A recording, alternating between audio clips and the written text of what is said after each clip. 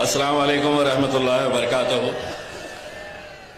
मैं अभी हमारे क़ायद जनाब बैरिस्टर असदुद्दीन अवैसी साहब के साथ गाड़ी में आ रहा था और उनको ये बता रहा था कि असद भाई देखिए कि एक वो वक्त था कि मुंबई में जलसे नहीं लिए जा सकते हैं, तुम इस इलाके में नहीं आ सकते हैं, यहां पर पुलिस वाले परमिशन नहीं देते हैं, कहीं पर पुलिस परमिशन देकर कैंसिल कर देती है। और आज अल्हम्दुलिल्लाह ये वक्त आ गया है कि मुंबई के हर चौराहे के ऊपर, हर खंबे के ऊपर, हर दीवार के ऊपर मेरे क़ायद बैरिस्टर असदुद्दीन अवैसी साहब की तस्वीर नजर आ रही है। मैं बहुत बहुत शुक्रगुजार हूं हमारे मलाड के मजलिस की पूरी टीम का, हमारी बहन रिजवाना ईसा का, नासिर कुरैशी साहब का और इरफान खलीफा साहब का। मुझे बता रहे थे कि बहुत तकलीफें दिए हैं, कई जगह के ऊपर पोस्टर्स और होर्डिंग्स फाड़ने की कोशिश की गई, कई जगह के ऊपर फाड़े हैं। तो जिन्होंने भी ये जुर्रत की है उनको इतना बता दूं कि हम इतने भी शरीफ नहीं है।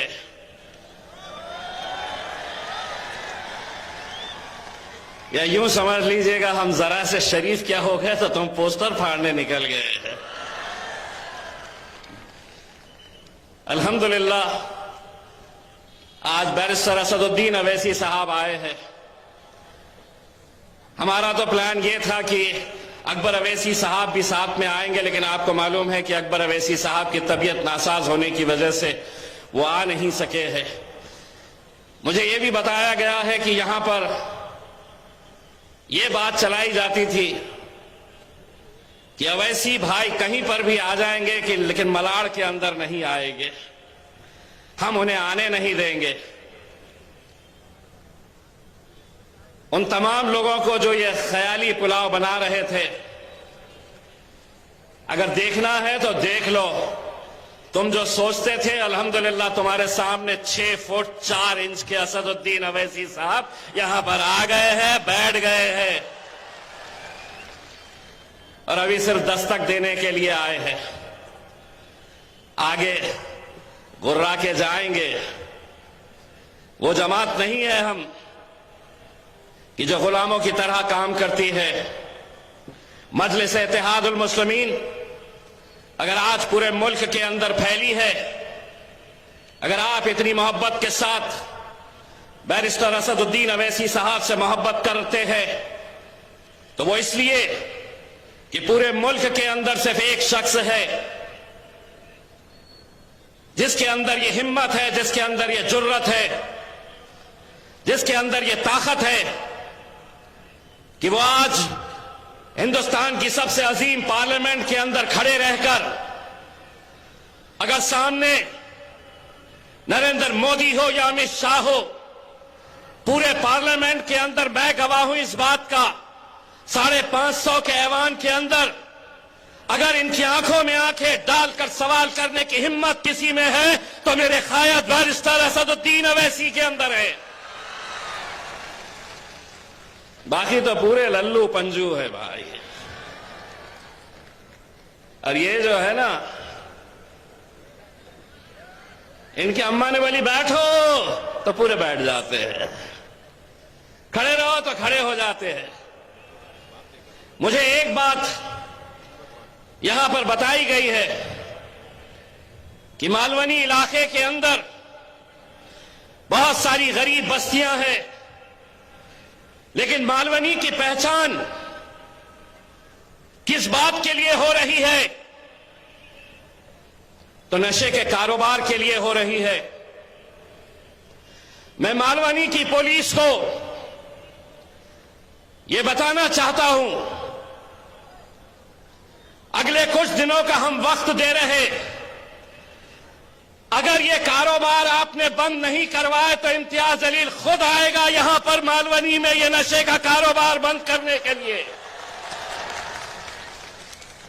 मैं मालवनी पुलिस के तमाम वरिष्ठ अधिकारियों को यह कह रहा हूं कि हम अपनी आंखों के सामने हमारी नौजवान नस्ल को बर्बाद होते हुए नहीं देख सकते।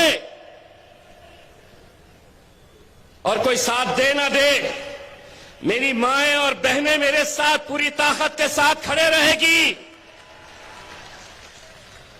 मैं तमाम मजलिस के जिम्मेदारों को यह कहता हूं, रिजवाना जी एक एक घर में जाइए, मुझे बताइए किन किन इलाकों के अंदर, किस थाने के अंदर ये नशे का कारोबार चल रहा है। अगर कुछ दिनों के अंदर अगर ये बंद नहीं होता है पूरी तरीके से, मालवनी की आवाम, नौजवानों, बुजुर्गों, मेरी मां और बहनों, मैं तुम्हें इतना यकीन दिलाता हूं, मालवनी की सड़कों के ऊपर इतना भव्य मोर्चा नहीं देखे होंगे जितना मोर्चा हम निकालेंगे यहां पर, और उसमें आप लोग हमारा साथ देंगे। मुझे मालूम है कि आज इस मुल्क के अंदर एक साजिश के तहत नशे का कारोबार इन बस्तियों के अंदर खोला जा रहा है। यकीन मानिए, अगर पुलिस चाही, सरकार चाही, प्रशासन चाहा, 24 घंटे के अंदर ये बंद कर सकते हैं। लेकिन कहीं ना कहीं ये नौजवान नस्ल बर्बाद होना, नशे का लत लगाओ इन्हें, ये किसी काम के नहीं रहना, ये सब साजिश के तहत अलग अलग शहरों के अंदर ये देखने को मिल रहा है। मुझे यकीन है यहां की पुलिस इस बात को संजीदगी से लेगी और ये कारोबार बंद करेगी। अगर नहीं करेगी तो इम्तियाज जलील सड़क के ऊपर उतरेगा और यहां पर एक भव्य मोर्चा निकालेगा, पुलिस के खिलाफ निकालेगा कि तुम नहीं बंद कर रहे। और अगर तुम कह दो कि हम नहीं बंद कर सकते, तो हम में इतनी ताकत है कि हम भी जाकर उसे बंद करवा सकते हैं। मेरे भाइयों, ये बहुत ही संजीदा मसला है और उसके ऊपर हम सबको बहुत ही गौर के साथ इस बात को सोचने की जरूरत है। मैं सिर्फ इतना कहना चाहूंगा कि आज जो हालात है मुल्क के, उसे देखते हुए, आने वाला वक्त कैसा है उसे देखते हुए, समझते हुए, हम सब की जिम्मेदारी है कि हम अपनी जमात को मजबूत करें, बैरिस्टर असदुद्दीन अवैसी साहब को मजबूत करें।